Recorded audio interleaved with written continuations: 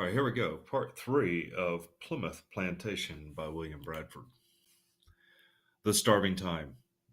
But that which was most sad and lamentable was that in 2 or 3 months' time half of their company had died, especially in January and February, being the depth of winter, and wanting houses and other comforts, being infected with the scurvy and other diseases, which this long voyage and their incommodate condition had brought upon them, so as there died sometimes 2 or 3 a day in the foresaid time, that of 100 and odd persons, scarce 50 remained.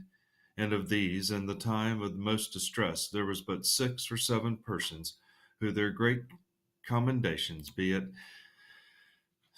spoken, spared no pains, night or day, but with the abundance of toil and hazard of their own health, fetched them wood, made them fires, dressed them meat, made their beds, washed their loathsome clothes, clothed and unclothed them.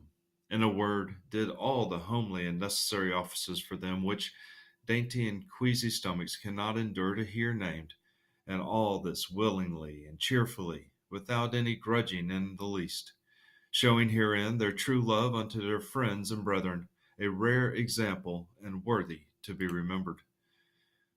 2 of these 7 were Mr. William Brewster, their reverend and elder, and Miles Standish, their captain and military commander, unto whom himself and many others were much beholden in our low and sick condition. And yet the Lord so upheld these persons, as in the general calamity they were not at all infected either with sickness or lameness. All right, primary source documents reveal the culture and values of a society. What characteristics did the colonists value?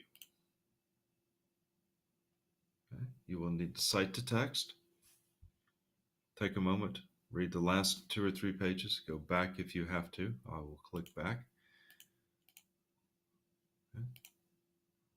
Starting here, where it says the starving time, the description of those that were sick and those that took care of them, how important it was to that group.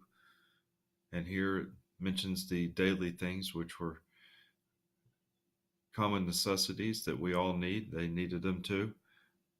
What were the values? What were the characteristics of these individuals?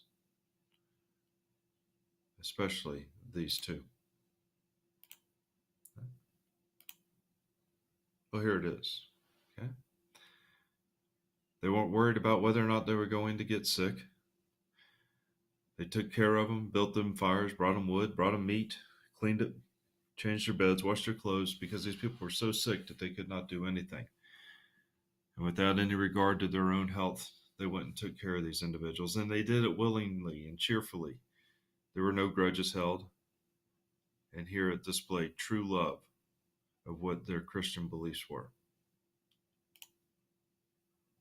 Now time for discussion about the Indian relations. All this while the Indians came skulking about them, and would sometimes show themselves aloof off, but when any approached near them, they would run away, and once they stole away their tools where they had been at work and were gone to dinner. But about the 16th of March, a certain Indian came boldly amongst them and spoke to them in a broken English, which they could well understand, but marveled at it. At length they understood by discourse with him that he was not of these parts, but belonged to the eastern parts, where some English ships came to fish, with whom he was acquainted, and could name the sundry of them by their names, amongst whom he had got his language. He became profitable to them in acquainting them with many things concerning the state of the country in the east parts where he lived, which was afterwards profitable unto them, as also of the people here, of their names, number and strength, of their situation and distance from this place, and who was chief amongst them. His name was Samoset. He told them also of another Indian whose name was Squanto, a native of this place, who had been in England and could speak better English than himself. Question to ponder. What is the effect of the diction choices skulking and stole away? Now, by definition, skulking means to sneak around, try to go unnoticed. And then to stole away is like it sounds, is to sneak off with something, to steal something. So what Bradford was trying to do was skulking, okay, skulking about them, and they stole away. I think what Bradford was trying to do here was trying his best to make the Indians sound or look like they were sneaky, untrustworthy people. And then an Indian came out of nowhere, but this one was from somewhere else who wanted to possibly develop some positive relationships. Now, the first Thanksgiving, 1621. They began now to gather in the small harvest they had, and to fit up their houses and dwellings against winter, being all well recovered in health and strength, and had all things in good and plenty. For as some were thus employed in affairs abroad, others were exercised in fishing, about cod and bass and other fish, of which they took a good store, of which every family had their portion. All the summer there was no want, and now began to come in the store of fowl, as winter approached, of which this place did abound when they came first, but afterward decreased by degrees. And besides waterfowl, there was a great store of wild turkeys, of which they took many, besides venison, etc. Besides, they had about a peck a meal a week to a person, or now, since harvest, Indian corn to the proportion which made many afterwards write so largely of their plenty here to their friends in England, which were not feigned, but true reports. One last question. What does feigned in the last sentence most likely mean? Okay, we'll take a step back, take a look at that sentence. Okay, feigned, right here, which were not feigned, but true reports. Did you see any clues?